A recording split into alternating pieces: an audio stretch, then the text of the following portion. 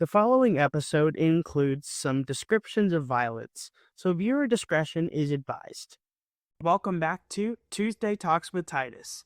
Today I'm joined with Caleb Kitchen. You want to introduce yourself real quick? Sure. I'm Caleb Kitchen. I'm currently a sophomore at Cedarville University, pursuing my MDiv in Biblical Studies. And Caleb's going to join me today because we're going to talk about something a little heavy, but it's also been heavy on my heart and heavy on a lot of people's heart. But we're going to be particularly talking about Charlie Kirk, his life, his legacy, and what we as Christians should be feeling about this. And the reason that I have Caleb on here today is because I was overwhelmed with a lot of emotions and all kinds of stuff that I was trying to process, and I was texting, calling him, I had trouble sleeping and stuff like that. But yeah, I'm glad to have you with us today. It has been a while since we've done an episode. Ran into a little bit of a creative rut. But September 10th changed a lot of things for a lot of people, and it didn't stop here. So I wanted to talk a little bit about this life-changing event that we'll never forget. So Charlie Kirk was a father, he was a husband, a gracious person, and most of all, an outspoken follower of Jesus Christ. Those of you who may have disagreed with him, note that. He was an outspoken follower of Jesus Christ.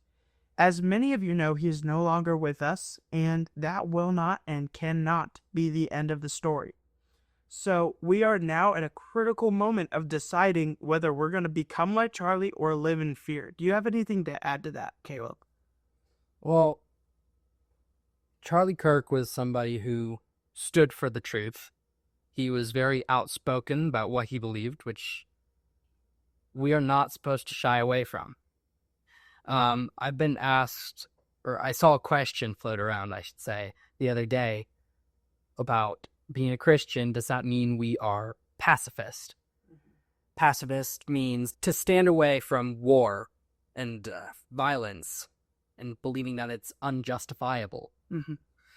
Well, the Bible actually doesn't shy away from violence. Jesus in particular was the perfect example of what we as Christians should be living our lives like, and he was no stranger to violence. Mm-hmm. And then righteous anger, too, with flipping tables and stuff in the temple. Yeah, that's a perfect example. There's not always a way to make the truth come out in the most loving way. And you can try your hardest, but some truth just hurts. And I know a lot of people who they hate to hear the truth, but that's us too sometimes. And so sometimes we just need to take a step back and realize what is true, what's not, and what's not possible to sugarcoat. And one of the reasons I respected Charlie was, like I said before, about his faith in Jesus. And we as Christians have been given in this country rights that no other country has to worship and follow Christ.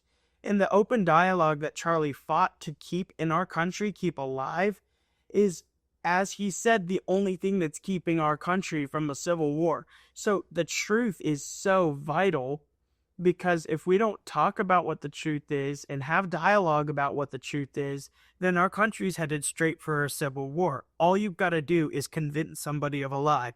Look at slavery. All you have to do is dehumanize someone before it becomes something that something that's fathomable.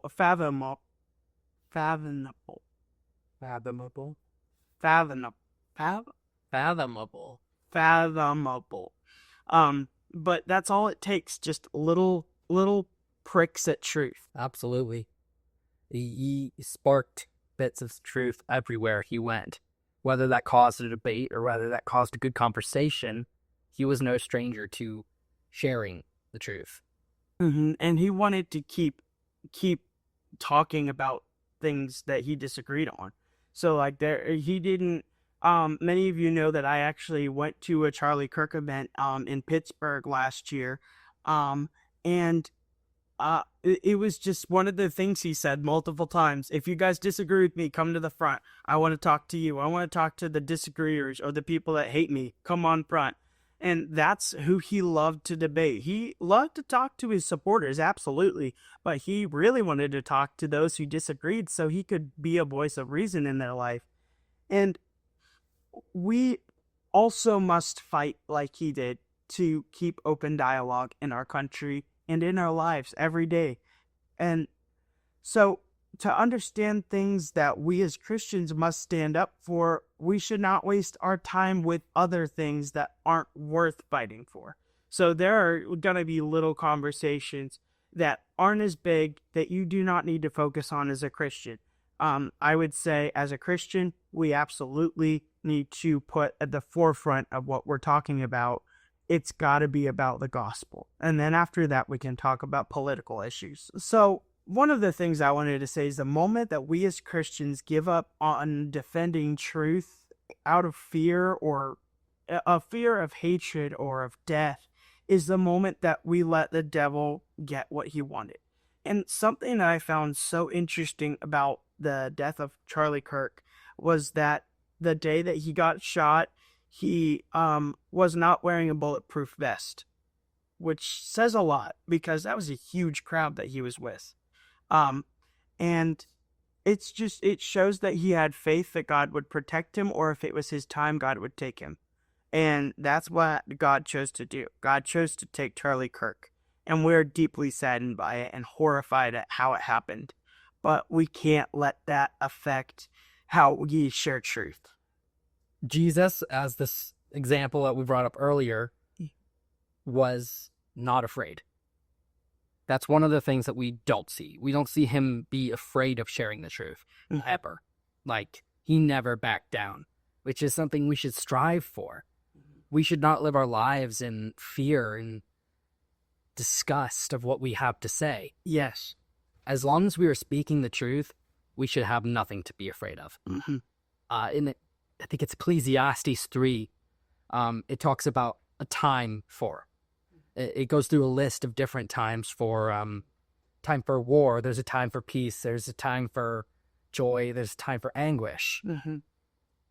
These times are not something that we should just distinguish for ourselves. This is through prayer to God. We need to bring God into all the conversations that we're having. And I would say that was one of my biggest struggles with talking about Charlie Kirk after his assassination.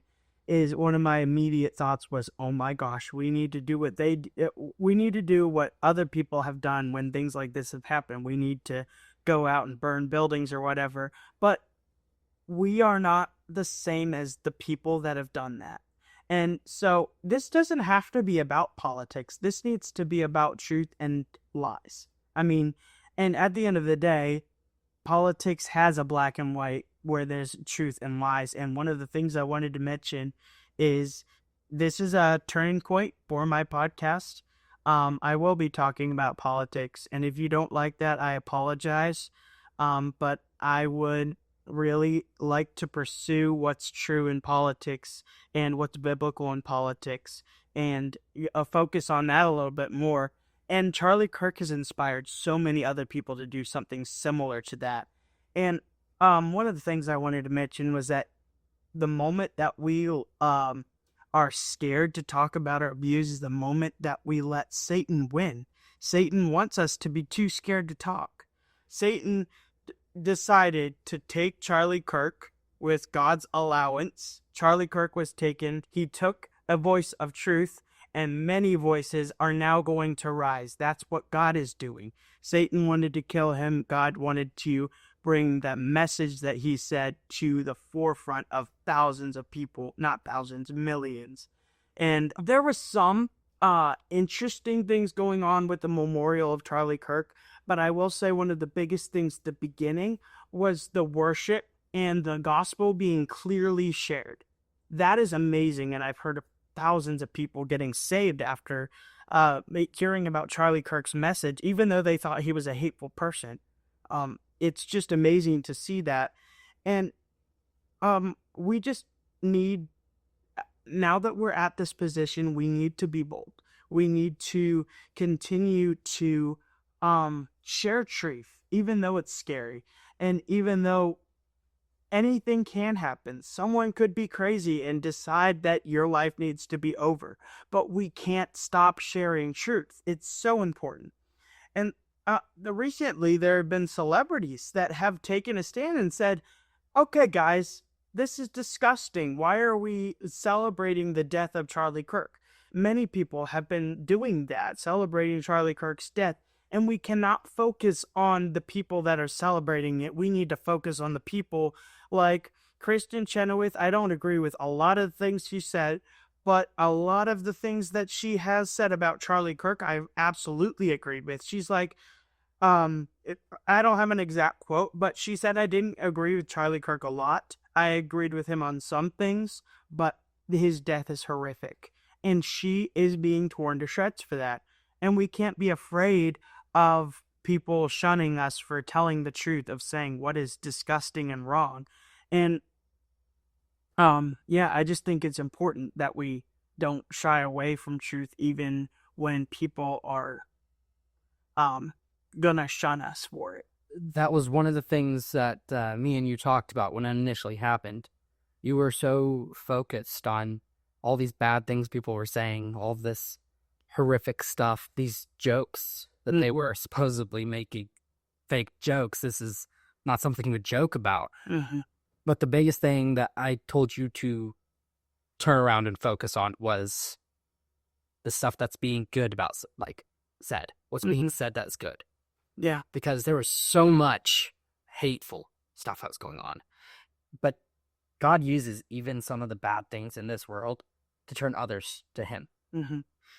Those moments, I've seen so many people turn from this life of hate after seeing somebody tearing to shreds this guy who had a wife and a kid, who's being put up on this pedestal and like have things thrown at him while he's dead.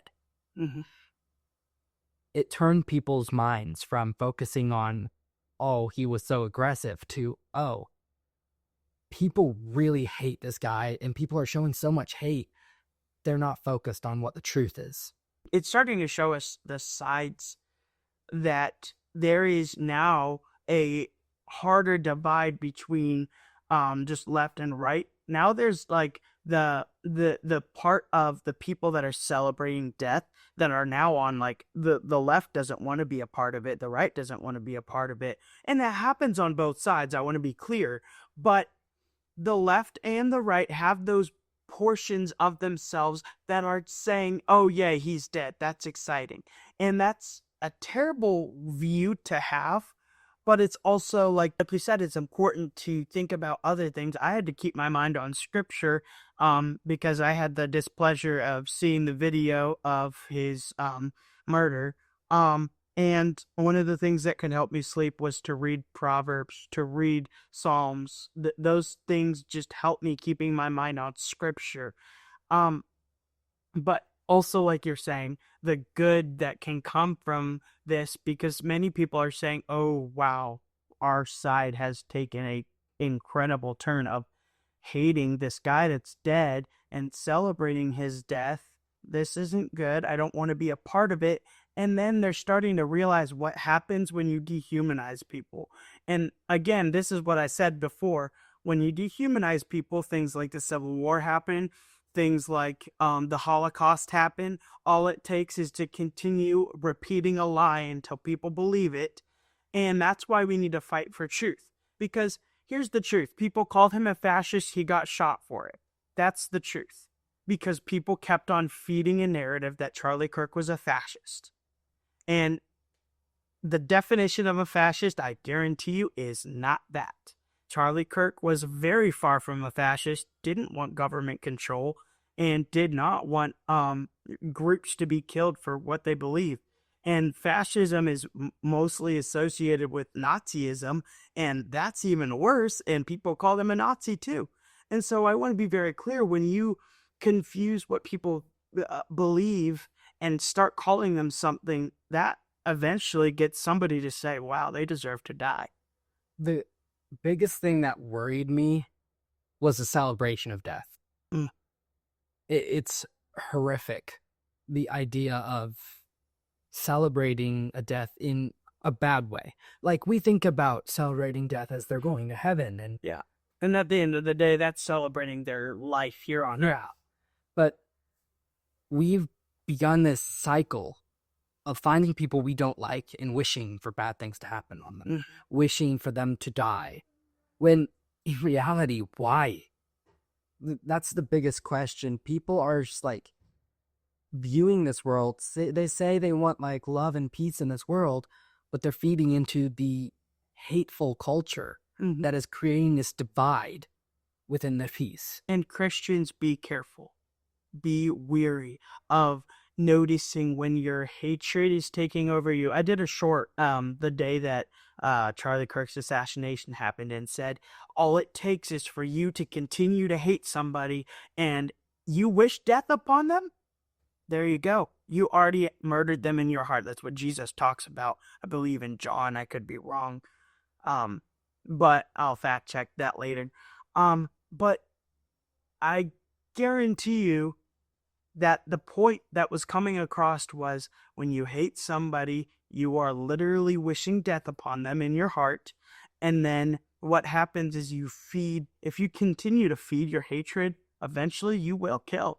And that happens with any sin. Sin leads to death in many more ways. So it's important to think about the good, like we said, and also to remember what's bad and to keep away from that.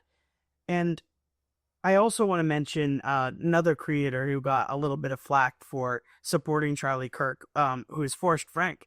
Forrest Frank is one of my favorite artists, a lot of people's favorite artists. And he writes these Christian hip-hop songs. They're very catchy. If you ever need a uplift, just listen to Forrest Frank. I guarantee it'll get you in a good mood if your style is hip-hop.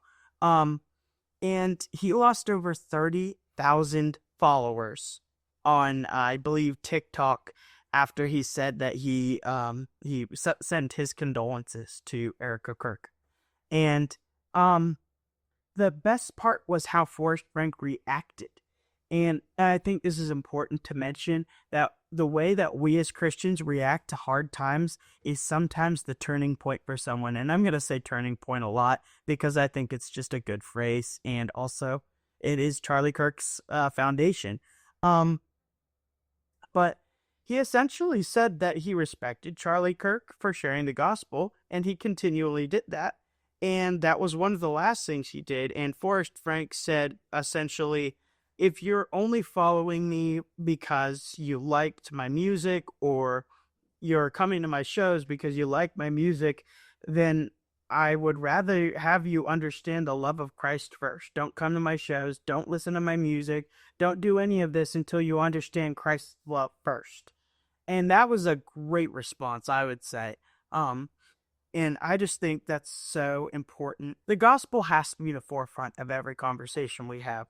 Remember, if you look back to the episode I recorded last summer, after I went to that Charlie Kirk event, he inspired me to talk to this group of people. And I talked to them about a political issue. It was very respectful. I really appreciated that. And this person was a perfect person to share the gospel with, and I missed it. And not every conversation has to be about the gospel. Don't get me wrong there. But I don't know. Do you have anything to say on that? About sharing the gospel? Yeah, about like sharing the gospel, and like, does it have to be every conversation? Or Well, I've been focused a lot this whole semester, school year so far, on evangelism, as I've been taking a class. And one of the main habits we've noticed is segues in conversations. Sometimes there's a chance to have a gospel conversation. Yeah. But there's also ways to present the gospel in not talking about it. It's the way you are handling your situations. If you can just handle a disagreement with anger and yelling, that's not portraying what God has intended. It goes directly against it.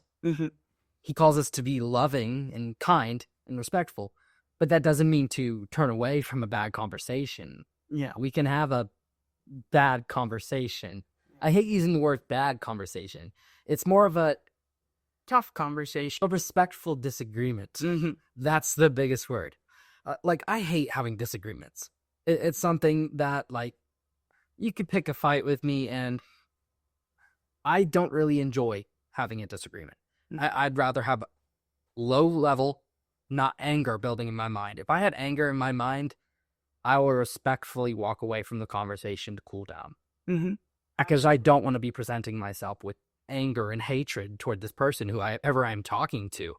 I've done it with you. Like, we've had conversations that have turned to a little bit of a disagreement, and we've picked up a couple anger, and you've seen me do it. I say, hey, I need to cool down for a second. I'll be back. It's not because I don't want to be a part of the conversation. Mm-hmm. It's because I don't want to present myself with anger and hatred. Yeah. Because we should not be feeding into that. And yeah, like I said before, when it fuels up, you'll eventually do something you incredibly regret. And so it's important to take a step back and think about, wow, I have a lot of hatred going on right now. I need to think about this. I need to process why I feel this way. And it's important to think about that. And I have to say that disagreeing, you need to never say what many people have been saying about Charlie Kirk. There's nothing I agree with him on. There's been a lot of people saying that. I didn't agree with him on anything, and I can't believe Kristen Chenoweth said that she did. That's one of the biggest things she got flack over. You obviously have something in common with somebody. Even if it's the worst person you could think of, you probably have something in common, and it's unfair to say you don't agree with them on anything.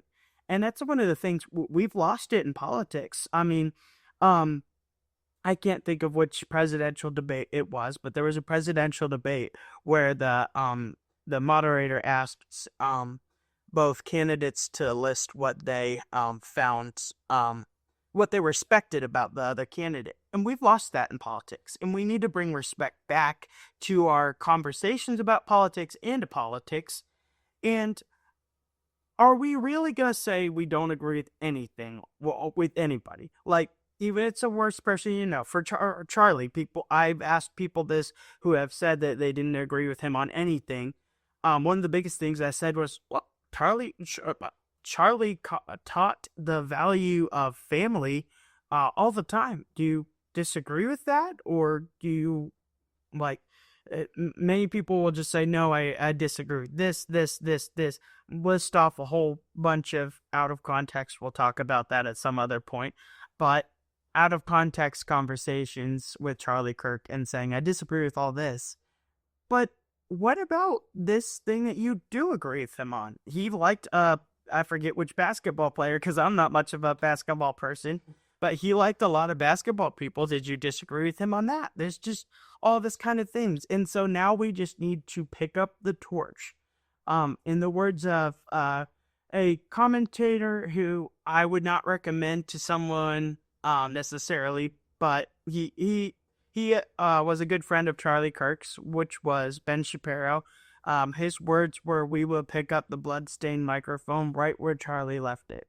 And Ben Shapiro isn't necessarily a Christian, and so I do want to be very clear that that message needs to be for us Christians, because Charlie Kirk was a Christian, and so we do need to pick up his microphone from where he left it. And we don't have to do what he did. We just need to have the conversations that he did and value it. Politics is important. We need to talk about it because we as Christians are in a perfect position to be able to vote for a godly candidate, or as close as we can get to a godly candidate, to keep our Christian values in law. And many people will say, what about the separation of church and state? The Constitution is built on Christian morals. We could have a separate conversation about that, a whole podcast on it. But the Constitution is built on Christian morals. Most morals are, because that's our Mac. Do you have anything to add? One of the big things that I like to think about, like, I keep on bringing up Jesus, and why not? Perfect example of a perfect man. He was not afraid of disagreement, and he would constantly pick up a disagreement with the Pharisees. You see him debating them with people who are highly respected, highly valued in the community, because they are viewed as very well taught. They know a lot. And Jesus was the son of a carpenter. And so he had these kind of conversations. And one of the big things, even though like he was the son of a carpenter, he knew so much. His wisdom was immense. And he would have these conversations, not to just say, ha, I told you so, but to share the truth. Yeah, and I did want to mention on that, he was all knowing, but did you notice that Jesus went to the temple in his youth to learn and to rebuke, but also to learn? He learned, and that's something we as Christians, when we're having our conversations, need to focus on. We need to be educated. That's one of the things that Charlie Kirk encouraged, and something I'm convicted on. I just saw a quote from him that said, if you're not reading at least 100 books a year, then you are not taking your intellectual journey seriously. And that's very valid. And that can be 100 books of the Bible, by the way. I want to be very clear that knowing the Bible is the most important thing. But read godly books, read political books, read everything that you can to absorb knowledge. And I need to do that myself. And I know a lot of people that do. Yeah, but back to what you were saying. Yeah, Jesus' disagreements. Yeah, he definitely raised his voice. He definitely kept a calm voice. He showed many examples on how to disagree in a loving way. And a loving way does not mean a quiet way. Yeah. Sometimes love and truth can hurt, like you said, because people don't want to hear the truth sometimes. Yeah. And sometimes, like Jesus shows many times, that you have to stand for the truth. You have to present the truth. You can know the truth and never share it, but what good is that? Like, what is the point of knowing all this wonderful information and all the stuff that has been presented to us, but then not taking that and sharing it to people? And I think it's important to note that, like, for example, and I'll give you a tough topic example. And I'll be clear, there are two genders, male, female. There is no gender that can transition to either one. That does not work. That's not biblical. We could do a podcast on that if you have questions. But one of the things I wanted to mention is, if I had a friend who was seriously considering transitioning to an opposite gender, would it do good for me to say nothing to them before they transition off into a different gender? They will potentially start hormone therapy, which can destroy things terribly for you. And it can destroy your life. And if I don't say anything, then I'm not really being loving. And so that's important. And I want to be also, again, I just want to mention this. The gospel is the forefront of our conversation. I kind of just want to give some closing thoughts. So if you have any closing thoughts. In all of Jesus's time during his ministry, like I keep bringing up Jesus because he's the epitome of what we should be striving for. Like, I could keep on bringing up many examples in the Bible of healthy debates. And there's like these attributes of violence as well. Like when we see the guard's ear get chopped off at Jesus' arrest. Jesus said no. But did you notice that Jesus also asked the disciples to bring their weapons? He asked them to bring them, and they brought them. They used them, but they used them wrong. That's a big thing. Like, Jesus confronted that wrong right there. He said, that is not how we do things. And he healed the guard's ear right there. Now, that guard was there to hurt him, to bring him in their terms justice, when in reality it's injustice. Yeah. And I just saw this on my quiet time, actually, and it was very interesting that Jesus was just like, no, it's my time. He kept on saying, my time's not come. But he said to Peter, no, it's my time now. Yeah. And Jesus often shows love. He is peace. He brings peace. But also, we see in Revelation when it talks about Jesus that he will come with the sword in his mouth and he will strike down the nations. Mm. This is not just to bring violence, but to bring truth. Yes. Because he said he will build it back up. Mm-hmm. This idea of striking down the nations, you hear strike down and you think, oh, that doesn't sound good. But God's intending this striking down, this act of justified violence, in order to build up something that is perfect. And I'm gonna leave us off with a controversial statement. But I'll explain it. Don't worry.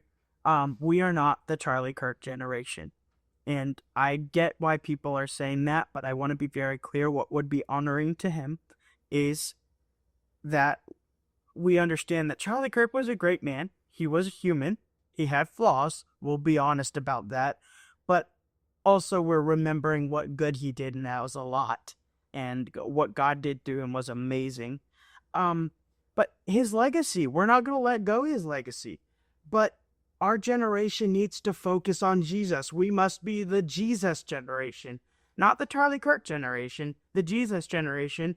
And to leave us off, this will be my final statement. If you want to honor Charlie Kirk, go and live for Jesus. Thank you guys for listening, and we will see you next time. Bye-bye.